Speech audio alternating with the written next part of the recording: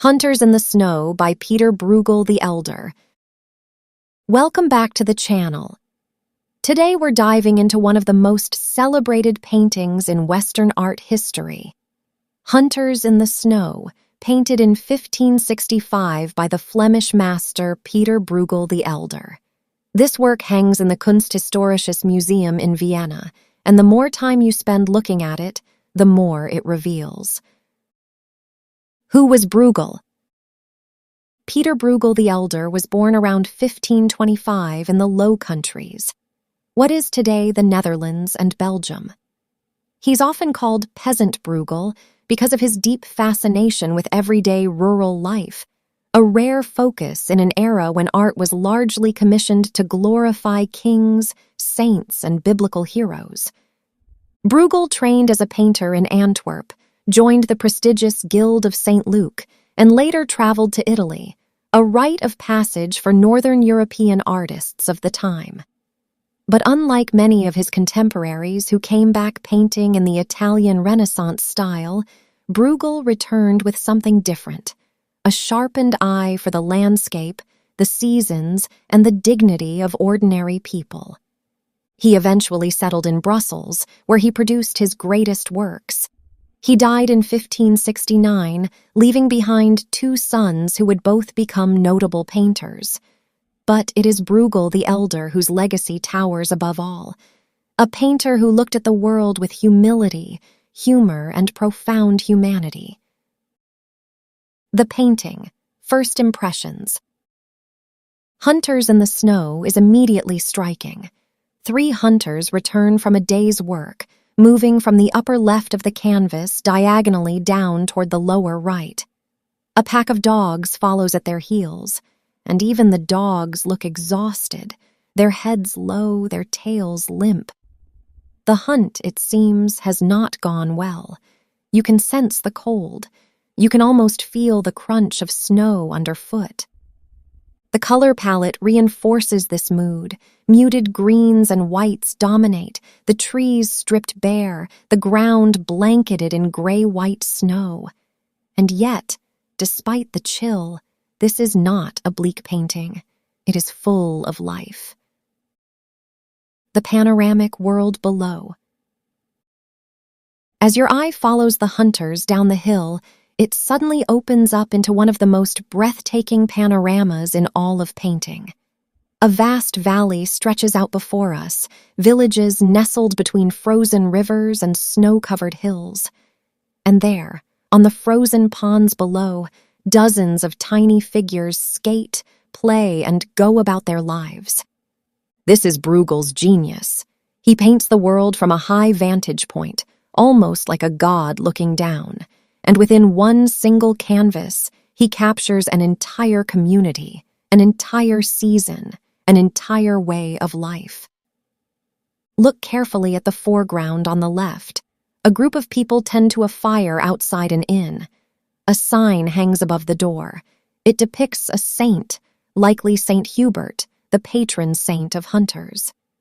This small detail anchors the scene in its time and place. Flemish village, life in the dead of winter. Part of a larger series. Hunters in the Snow was not painted in isolation. It is part of a series Bruegel made in 1565, depicting the months, or seasons, of the year.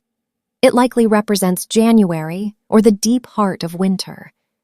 Other surviving panels from the series show the return of cattle in late summer, the gloomy approach of storm clouds in early autumn, and the haymaking of summer. Together, they form a kind of visual calendar, a celebration of nature's cycle and humanity's place within it. This idea of the labors of the months was an ancient artistic tradition found in medieval manuscripts and illuminated books. Bruegel took this tradition and transformed it into something monumental, large-scale oil paintings that elevated peasant life to the same dignity as religious or historical subjects. The landscape as character. One of the most fascinating things about this painting is how the landscape itself becomes a character. The mountains in the background are notably alpine, dramatic, jagged peaks that don't actually exist in the flat Flemish countryside where Bruegel lived. He likely drew inspiration from his journey through the Alps to Italy years earlier. This collision of the familiar and the exotic gives the painting a dreamlike quality. It feels real and yet somehow mythic, as if this winter village exists at the edge of the world, beneath mountains that belong to another realm entirely. The birds perched in the bare trees and gliding through the cold air reinforce this sense of stillness and vastness. The human scale. And yet, Dean, for all its grandeur, what makes Bruegel's painting so enduring is its human scale. The skaters on the pond below are tiny, yet if you look closely, each one is doing something different. Some skate in pairs, some have fallen, some play a game that resembles ice hockey. Children drag sleds. A figure pulls another across the ice. Life goes on. Despite the cold, despite the hard season, despite the hunter's failed return. This is Bruegel's message, if he has one. The world is vast and indifferent. The seasons come and go, and we, small figures in a wide landscape, continue to live, to work, to play, to struggle, and to persist. Legacy. Hunters in the Snow has never stopped inspiring artists, writers, and filmmakers. The poet W.H. Auden wrote about Bruegel's paintings in his famous poem Musée des Beaux-Arts. Director Andrei Tarkovsky used the painting in his film Solaris as a symbol of memory and longing for Earth. And countless art lovers across 5 centuries have stood before it, in person or in reproduction, and felt that quiet, cold, extraordinary world pull them in.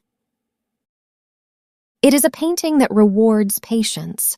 The more you look, the more you find. And that, perhaps, is the truest mark of a masterpiece. Thank you for watching. If you enjoyed this analysis, please like and subscribe, and let us know in the comments which detail in this painting caught your eye first.